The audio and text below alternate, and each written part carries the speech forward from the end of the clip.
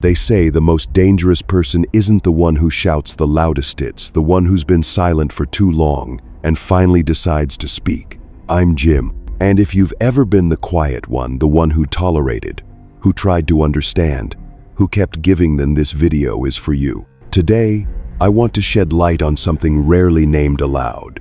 What happens when the person who always felt too much finally stops enduring? When the one who tried to heal others becomes calm but clear? When the empath stops trying to fix and starts honoring their own truth? And in that moment, something powerful shifts. The person who once controlled the distance begins to lose their footing. This is not a personal rant, nor is it an attack. I'll be sharing reflections inspired by modern psychological insights reframed through a deeper, more grounded lens, with the intention of helping you understand the emotional patterns at play and reclaim your sense of self. If you've ever felt the ache of emotional withdrawal, being ignored, dismissed, or left hanging despite giving your all, stay with me.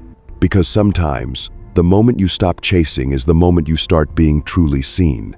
And that's where the real healing begins. Hit subscribe if this speaks to you. Let's keep walking this path together, not to win anyone back, but to come home to ourselves, stronger and more whole than ever. Right after the empath halts you, stop chasing, stop explaining, stop trying to help. Avoidant unconsciously shifts into a quiet, long-term strategy, the strategy of silent waiting. It's not passive. It's a method of asserting power in silence, subtle yet potent. No pleas, no begging. They withdraw decisively, closing all avenues of communication. Messages go unanswered, questions ignored, a silence that speaks volumes. Many interpret this as genuine letting go, yet just when the relationship seems conclusively ended, the avoidant quietly believes she'll come back, as always, because they've grown accustomed to a cycle, departure and return. Like a recurring fate, her presence ensures their emotional stability. Thus, when they go silent, they don't sense a loss, they perceive a test they confidently expect the empath to fail.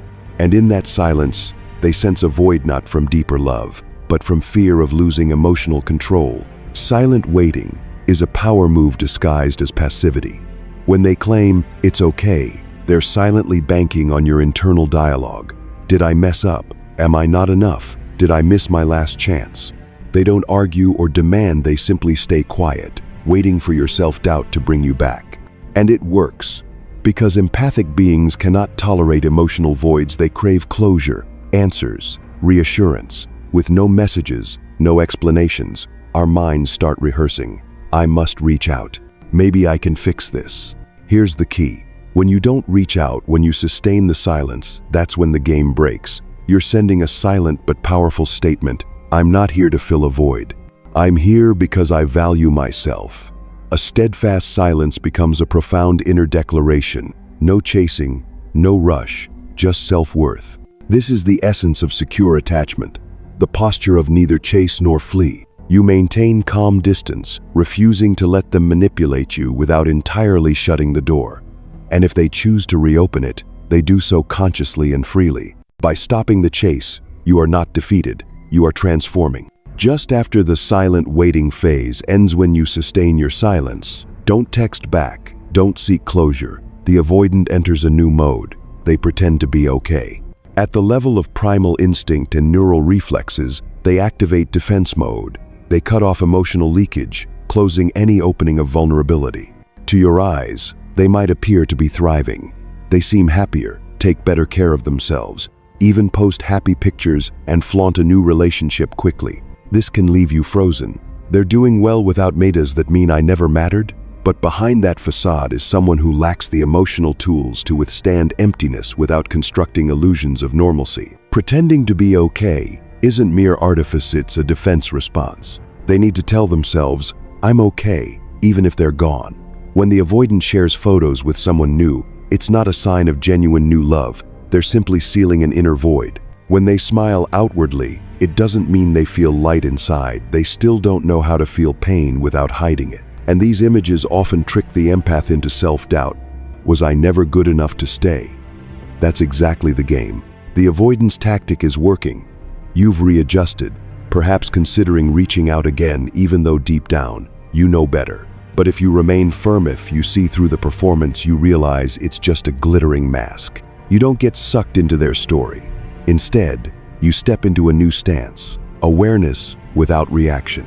You don't have to chase them, because you know true peace isn't measured by social media posts. You don't need to disavow them entirely, because you understand that every mask is a trap. And you remind yourself, if he's truly okay, he doesn't need to flaunt it. If he's just defending himself, that's a weakness, not a victory. That self-respect makes all the difference. Pretending to be okay is a mask of fear.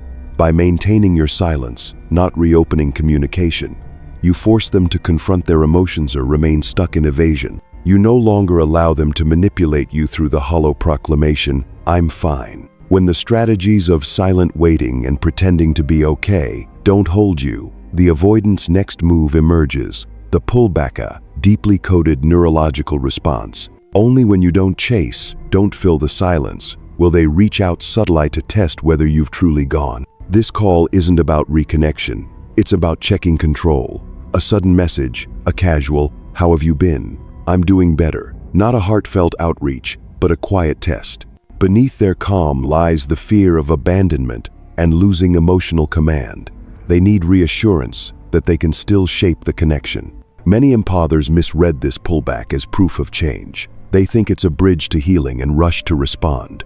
And the avoidant, sensing this eagerness, then readjusts the distance, silently re-establishing control. It's never a balanced gesture.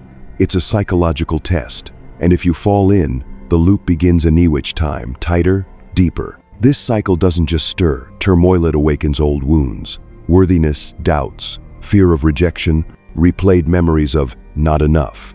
But recognizing it as a loop, and emotional control spiralis, the first step to dismantling it.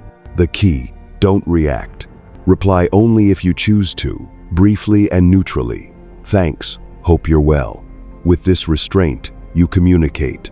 "I'm responding out of respect, not because I'm pulled back." Holding this line disrupts the dance. The avoidant falters. Their illusions of control crack. For the first time, they experience lack of hold over you, a scenario far more unsettling than silence. Now they face a true choice. Continue running this game, reinforcing emotional armor, or step into the unknown wilderness of real connection, where you're not there because they pulled you, but because they choose to meet you genuinely. That's the opening of a new dynamic, not driven by power, fear, or reflex, but by intentional presence. Two people choosing to stand side by side, out of desire to be there, not fear of loss. Once you firmly hold your boundary despite their subtle attempts to pull you back, we reach a pivotal point. When the avoidant no longer reacts the way they used to, no more retreats, no more pretending to be fine. They seem stuck. And that moment of seeing the avoidant in emotional paralysis reveals something crucial. The danger isn't amidst the emotional loop they've never been taught to break. Let's start with their context. Avoidants don't choose to be distant to hurt anyone. They aren't inherently cold or uncaring. Their wounded attachment system, shaped in childhood where emotions were dismissed, comfort was absent, and needing others felt shameful, taught them one core rule: closeness is not safe. So they developed a nervous system reflex. Closeness equals danger, retreat equals safety. But when you truly pull away, not to punish, but to preserve your peace, and they can no longer play the same push-pull dynamic, their system doesn't celebrate safety, it panics. Not because they lost you, but because they lost the familiar emotional control. Without someone to bounce off of, they're left with raw emotional space they've never been taught to inhabit. They aren't manipulating anymore, they're overwhelmed. That moment is dangerous in a constructive sense. It can be the first time they face the need to learn love. But it's dangerous for the relationship, because if no one stands firm with secure boundaries, inviting them but not rescuing them, they'll revert to the old script. That's the loop. First, the void. They don't know how to be still.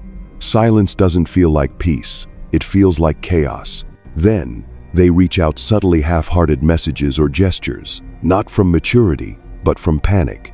If ignored, they collapse inward, not in healing, but in defense, reinforcing the same loop of emotional shutdown. So the cycle isn't weakening, it's reinforcing. Faster, more reactive, more emotionally chaotic. Not because they're malicious, but because they don't know any other way. That's why we must stop painting avoidance as villains. The problem isn't their distance, it's the unquestioned loyalty to emotional detachment they've carried since childhood. When you hold your ground without yelling, without guilt-tripping, you are not attacking them. You're offering them something terrifying and holy, an invitation to grow. If they take it, if they stop reacting and start observing, you'll witness the early signs of transformation. But if they don't, your stillness becomes their mirror, and avoidance don't do well with mirrors.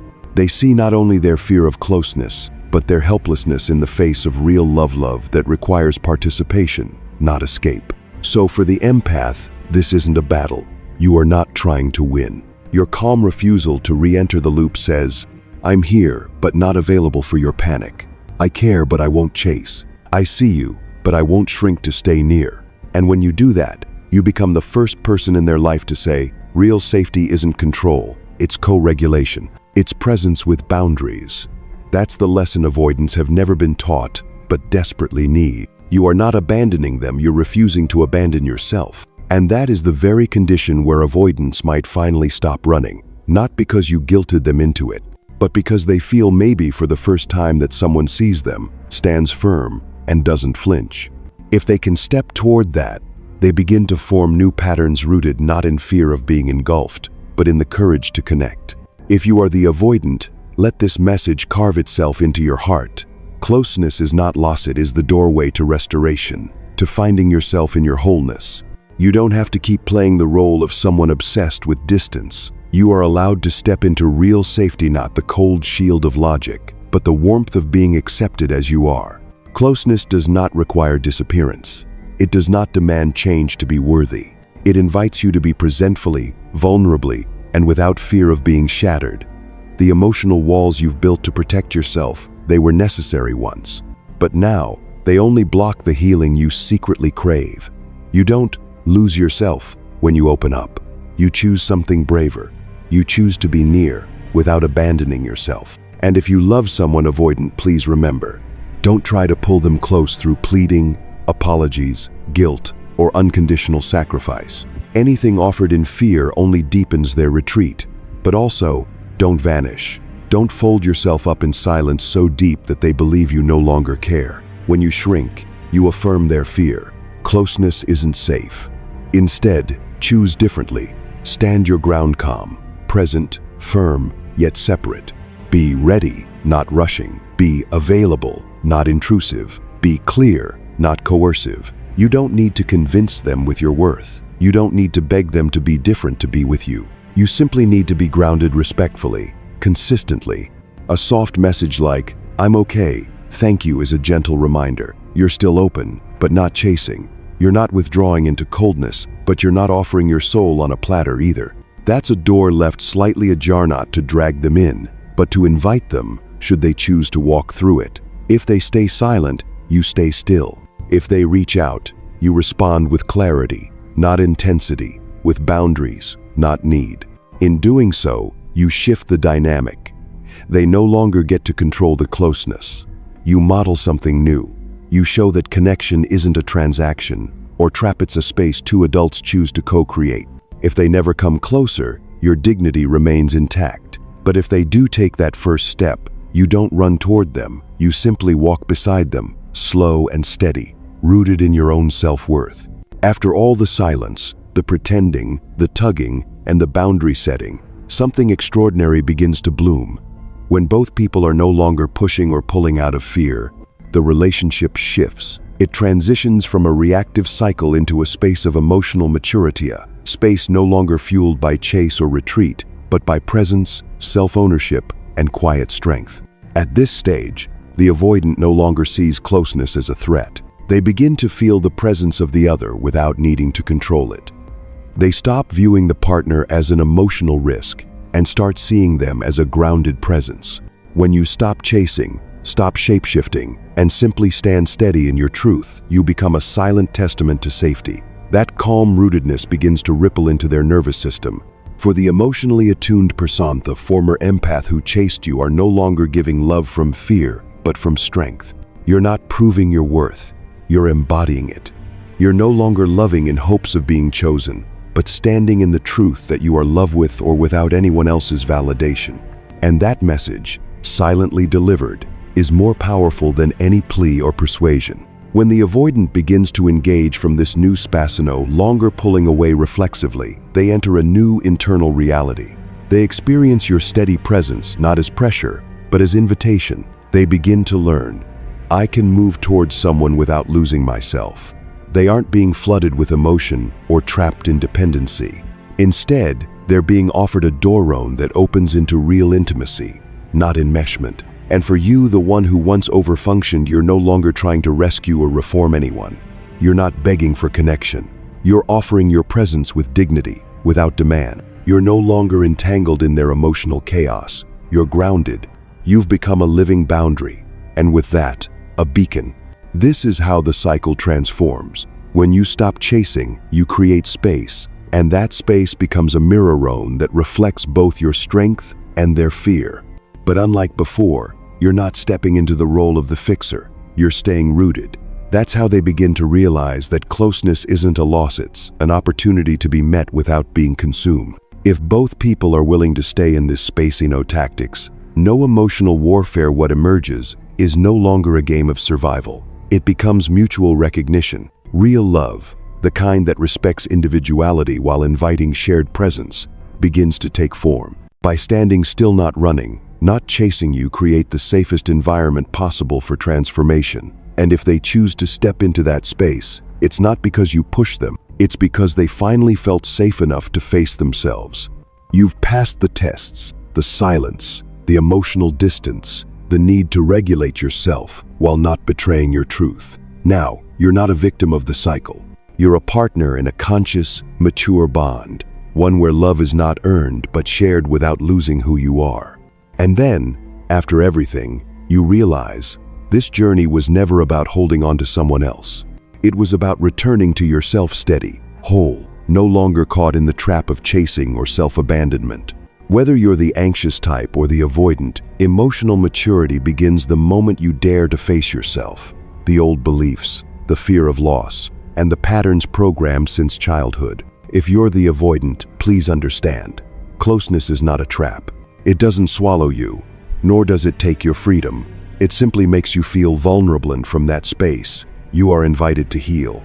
When someone loves you with clarity, without pressure, without chasing, this is not a threat. It's an opportunity to drop the "I'm fine" mask, to step out of your fortress, and finally meet the parts of you that have been waiting for connection all along. And if you're the one who kept trying, the one who believed love meant endless patience, waiting, and emotional labor, today is your invitation to believe something else. You deserve initiative, clarity, and love that doesn't require convincing. Your decision to stop chasing, to hold your boundaries, and to still love with calm presents it is not failure. It is victory. The victory of self-respect, of love rooted in choice, and of emotional integrity. Real love isn't about possession. It's about being seen. It's about two people having the courage to show up, not fleeing, not manipulating, not acting out old roles. It's a process. It may be slow, it may be painful, but it is the most worthy process of all. If you've ever found yourself stuck in a push-pull dynamic with someone emotionally unavailable, remember this: you don't need to stay to prove anything. Stay with yourself, love without losing yourself, and trust that when you remain rooted in your truth, you don't just recover, you change the game.